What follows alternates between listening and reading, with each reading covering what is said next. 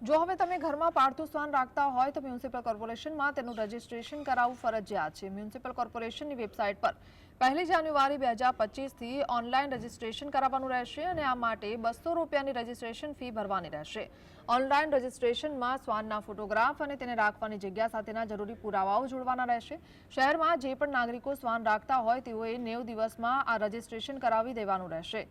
CNCD વિભાગે પેટ ડોગની રજીસ્ટ્રેશનની પ્રક્રિયા શરૂ કરી છે। અમદાવાદમાં પાળતું શ્વાનને લગતા ડોગ લવરને મ્યુનિસિપલ કોર્પોરેશને નોટિસ દ્વારા જણાવ્યું છે।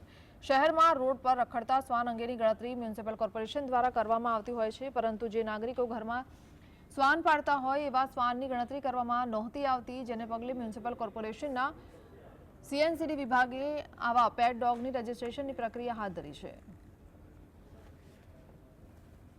શહેરમાં જે પાલતુ કૂતરાઓ રાખે છે એના માલિકો દ્વારા આ પાલતુ કૂતરાઓનું રજિસ્ટ્રેશન એટલે કે નોંધણી કરાવવા માટેની પ્રક્રિયા એક અમદાવાદ મ્યુનિસિપલ કોર્પોરેશને હાથ ઉપર લીધેલી છે।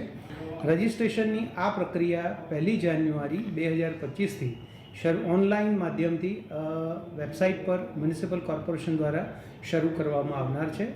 ડોગનો ફોટો અને એને રાખવાની જગાના પુરાવા આ બધા તેઓ દ્વારા સબમિટ કરવામાં આવશે અને એપ્લિકેશનની નિયત પ્રક્રિયા પૂર્ણ કરી અને ₹200 એની રજિસ્ટ્રેશન ફી ભરી કે એ લોકો ઓનલાઈન જ આની નોંધણી પ્રમાણપત્ર મેળવી શકશે।